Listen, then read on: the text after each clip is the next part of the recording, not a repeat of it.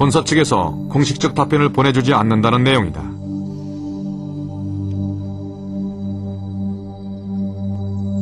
고가 화장품에 들어가는 특별하고 값비싸 보이는 성분들. 그러나 실제 원가 비중은 미미했다. 이 함량이 정말 몇 프로가 들어가 있는 자체가 좋은 성분 화장품이냐, 이런 걸 객관적으로 판단할 수 있는 소비자가 됐으면 좋겠고, 합리적인 가격을 구매할 수 있는 요소들이 있었으면 좋겠어. 이렇게 효능은 별로 없고 가격만 비싼데 왜 여성들은 효과가 있었다고 느낄까? 발랐는데 쫙 탄 게 올라가더래요. 너무 기뻐서 그 브랜드에 갔는데 그게 너무 비싸서 계속 샘플로만 얻어 쓰고 있다면서 자기는 너무 효과를 봤다고 하더라고요. 딱 바르고 났을 때 촉촉하고 이렇게 맨들맨들하면 아, 효과가 좋구나. 자, 그리세린이 없는 화장수 베이스에다가 그리세린을 한번 넣어보도록 하겠습니다. 가장 중요한 것은 보습 효과. 우선 보습제에 글리세린을 듬뿍 첨가한 화장수, 즉 스킨을 만들어둔다.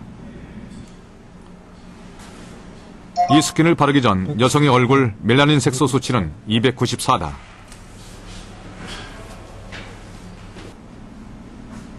보습제를 첨가한 스킨을 바른 후 다시 측정했다. 178이 나왔다.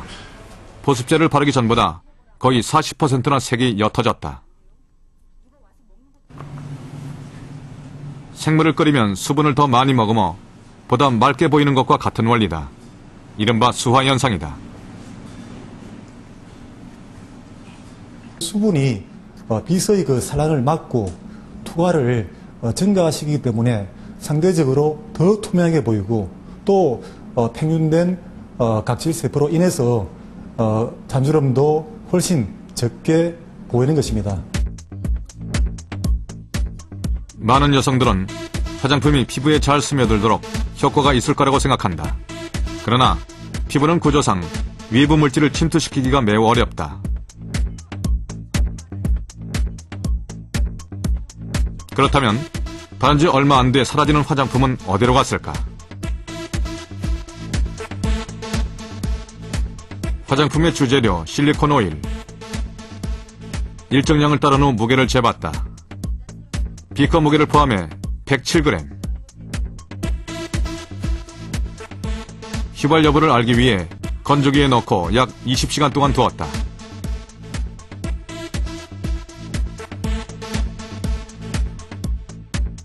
무게를 재자 84g, 즉 85%가 사라졌다. 화장품이 피부에 스며든 느낌, 사실은 공기 중으로 날아간 것이다. 잔주름이 펴지고 팽팽해진 느낌은 어떻게 만들까? 고분자인 폴리머를 얼굴 한쪽에만 발라봤다.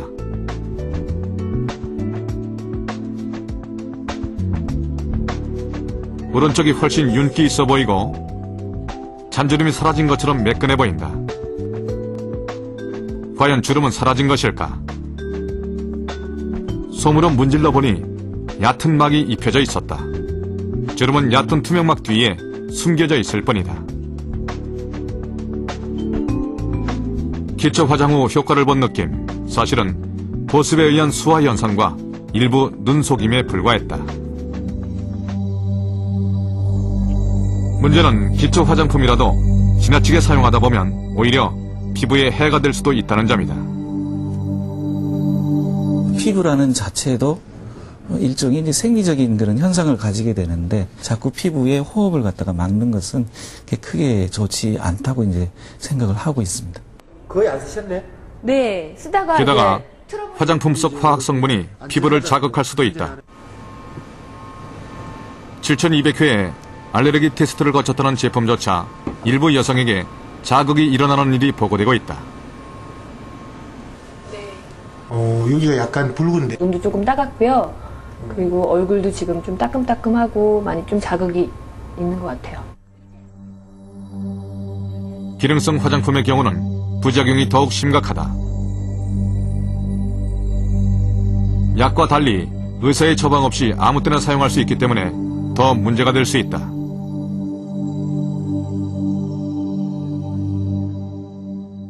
너무 이제 여러 가지 화장품을 한꺼번에 많이 이제 사용을 하게 되면 수학 그 확률적인 그런 산술적으로 따져봐도 여러 가지 물질에 노출이 되다 보면 아무래도 그 중에 어떤 물질에 감작이 돼서 알레르기가 발생할 확률이 높아질 수 있다고 봅니다. 도대체 화장품의 어떤 성분이 피부를 자극할 가능성이 높을까? 한 화장품 제조업체의 원료실을 들어가 봤다. 다른 프로필렌 글리콜인데 많은 원료에 주의 표시가 되어 있다. 찍혔습니다. 이쪽인가? 네. 이름이 심지어 뭐라고요? 피부 접촉 금지라는 문구도 보인다. 여기도 꽃표 네. 이렇게 해놓고 네. 화장품에는 피부 자극 물질이 많이 사용되고 있었다. 일정량 이하면 안전하다고 공식 발표되었지만 일부 학자들이 여전히 암 유발 의심을 하고 있는 합성 방부제 파라벤유도 그중 하나다. 화장품 원료들이 대부분 다 이렇게 가루, 아 여기 있네. 산화 방지제 폴리에틸렌 글라이콜은 만들 때 부산물로 발암 물질이 남을 가능성이 있는 원료다. 과온을 해서 풀면은 물속에 만들 때 일사다이옥신이라는 물질이 같이 이 속에 들어가서 발암물질이죠, 그게. 화장품 속 놀란 물질 몇 가지를 골라봤다. 아이고 됐네. 발암물질 포름알데히드로 변할 수 있는 성분, 발암 가능물질 일사다이옥산이 포함될 수 있는 성분들이다. 정말 발암물질이 있을지 분석해봤다. 기초 화장품에 쓰이는 방부제 한 종에서 포름알데히드가, 샴푸 등에 널리 쓰이는 한 계면 활성제에서 일사다이옥산이 검출되었다. 이미다졸리딘을 우레아석 포름알데히드 260ppm은 제품 기준 2000ppm으로 봐도 기준에 한참 미치다. 허용치 이하면 안전하다는 게 정부와 주류학계의 견해다. 그러나 놀란 물질이 생각보다 더 많이 들어있을 수도 있다. 완제품뿐만 아니라 사용 원료 안에 이미 놀란 물질이 함유된 경우가 많기 때문이다.